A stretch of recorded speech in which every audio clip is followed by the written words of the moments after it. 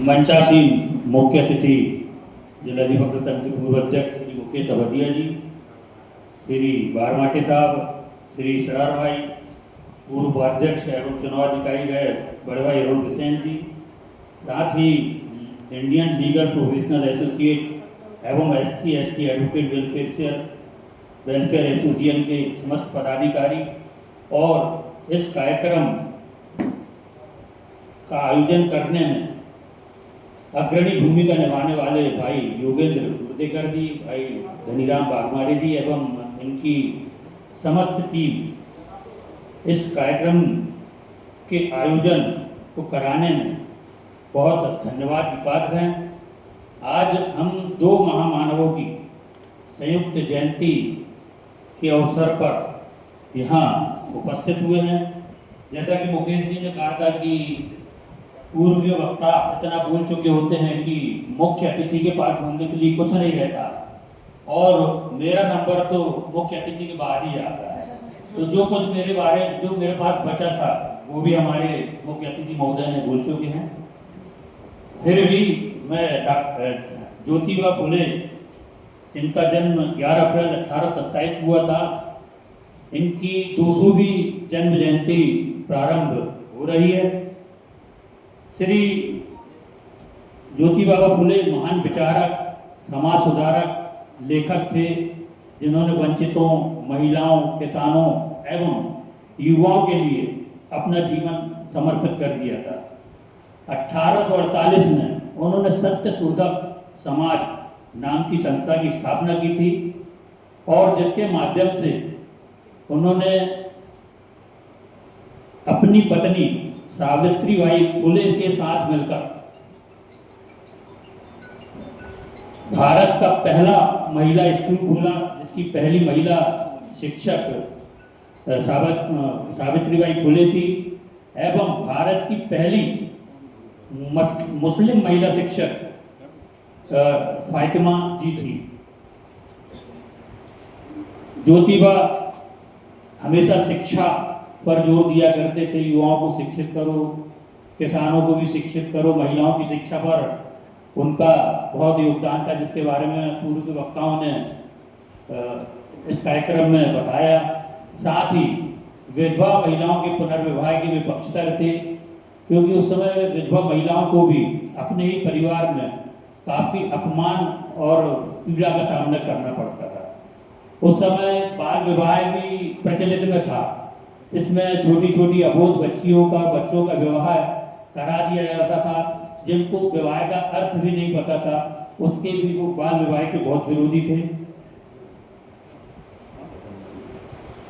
फुले नाम का सरनेम जो पड़ा, जैसा कि मुझे जानकारी मिली कि 17 में उनका जन्म हुआ था, उसके पश्चात वो और उनके पूर्वज पूना में आकर बस गए थे, और उन्होंने पूना में फूलों का व्यवसाय किया था, और वो परिवारों को व्यवसाय इतना प्रतिष्ठित हो गया था कि इनका सरनेम फुले कहलाने लगे थे लोग।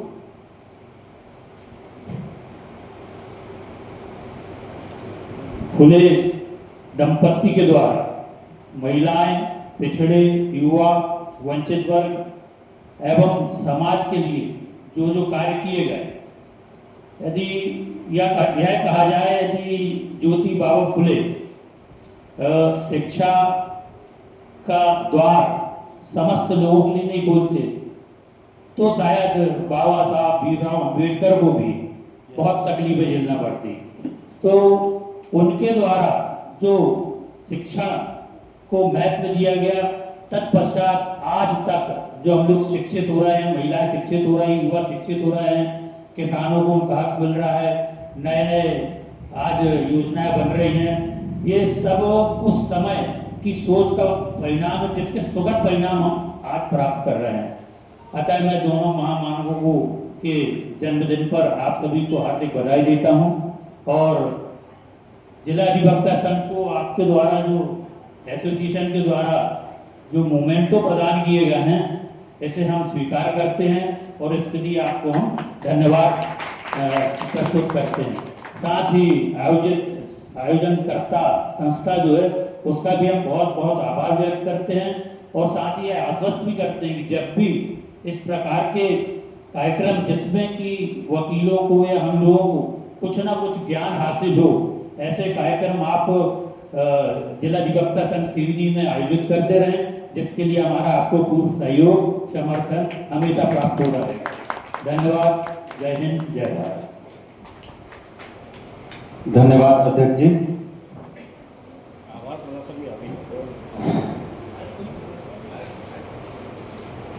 आज डॉक्टर बाबा साहब अम्बेडकर की 135वीं और महामना राष्ट्रपिता ज्योतिबा फुले इनकी संयुक्त जयंती समारोह। महामना को 1888 में मुंबई में एक भरी सभा में राष्ट्रपिता महात्मा ज्योतिबा फुले की उपाधि से वहां नवाजा गया था लोगों के द्वारा, जनसभा के द्वारा। बहुत सारे लोगों को जानकारी नहीं है, इसलिए मैं ये जानकारी देना चाहता हूं। और समय पर ये हमारा कार्यक्रम 20 मिनट 25 मिनट थोड़ा ज़्यादा चल गया। बहरहाल आप तमाम साथियों ने इस कार्यक्रम में आकर के इस कार्यक्रम को सफल बनाने में हमारा साथ सहयोग किया। मैं सभी अतिथियों का और यहाँ उपस्थित साथियों का, अधिवक्ता साथियों का, और जो टीम हमारे इंडियन लॉयर्स प्रोफेसर एसोसिएशन की है उसको SC/ST वेलफेयर एसोसिएशन एडवोकेट्स, ये जो हमारा संगठन है, मैं उनको भी धन्यवाद प्रेषित करना चाहता हूँ। एक जानकारी और बता देना चाहता हूँ कि जब हमारे बड़े भैया सम्माननीय मुकेश वधिया जी निर्वाचित हुए थे, उस समय हम लोगों ने कबीर निकेतन भैरवगंज में, ये जानकारी के लिए बताना चाहता हूं कि इंडियन लीगल प्रोफेशनल एसोसिएशन जो है वो यहाँ कार्यरत है, यही नहीं पूरे देश भर में कार्यरत है। उसी बैनर पे हमने आपका मान सम्मान किया था और प्रशस्ति पत्र भी दिया हुआ था। तो ये हाँ, सम्मानित पंकज जैन जी उस समय सचिव हुआ करते थे।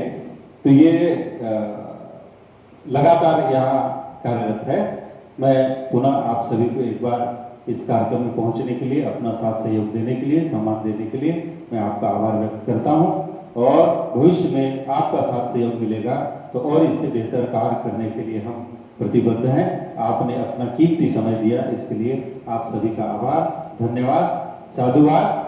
बोलिए तथागत गौतम बुद्ध की, महाकारुणिक तथागत गौतम बुद्ध की, परम पूज्य बोधिसत्व डॉक्टर बाबा साहब अम्बेडकर की, परम पूज्य बोधिसत्व डॉक्टर बाबा साहब अम्बेडकर की, राष्ट्रपिता महात्मा ज्योतिबा फुले की, राष्ट्रपिता महात्मा ज्योतिबा फुले की।